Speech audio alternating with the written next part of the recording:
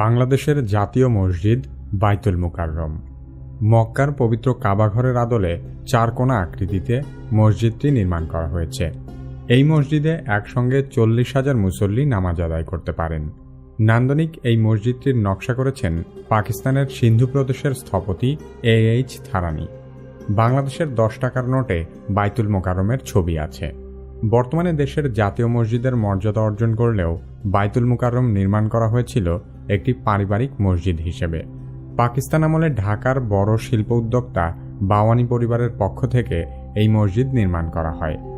1959 সালে বাওয়ানি জুট মিলসের মালিক উর্দুভাষী আব্দুল লতিফ বাওয়ানি এবং তার ভাতিজা ইয়াহিয়া বাওয়ানি বাইতুল মুকাররম মসজিদ সোসাইটি গঠন করে মসজিদটি নির্মাণের পরিকল্পনা নিয়েছিলেন।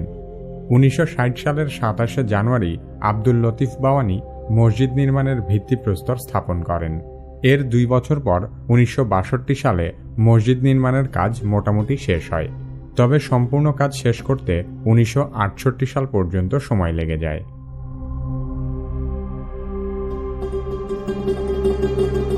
বাইতুল মুকাররম মসজিদ প্রায় 8.5 একর জমির উপর নির্মাণ করা হয়েছে।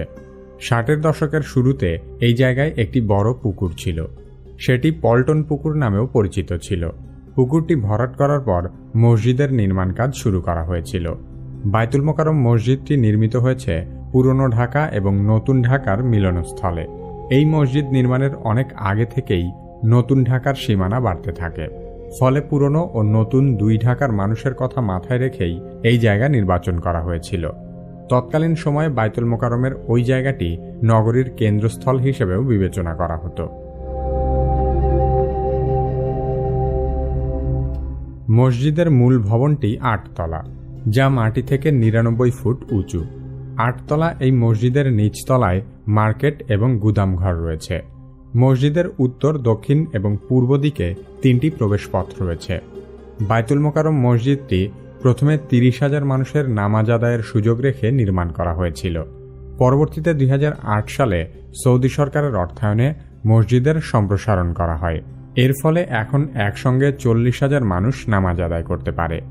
বিরাট এই মসজিদটিতে আয়োজিত জুম্মা কিংবা ঈদের নামাজে এত ভিড় হয় যে বহু মানুষকে বাইরেও নামাজ পড়তে হয়। দোতলা থেকে 6 তলা পর্যন্ত প্রতি তলায় নামাজ পড়া হয়, আর খতিব বা ইমাম নামাজ পড়ান দোতলা থেকে।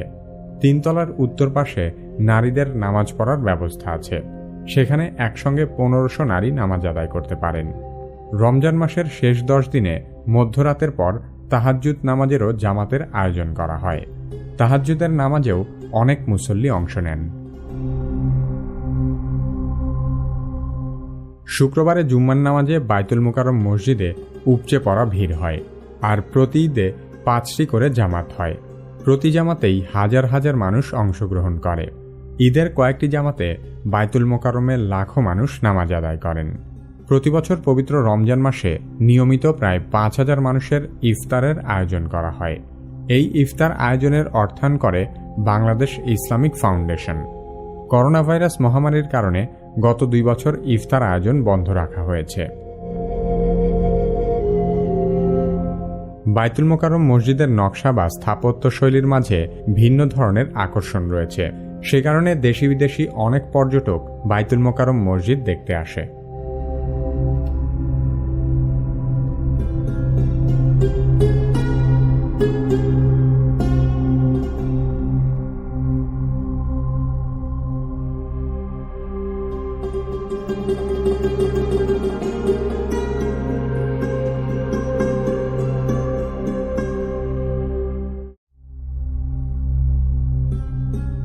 বাংলাদেশের জাতীয় মসজিদ বাইতুল মুকাররম।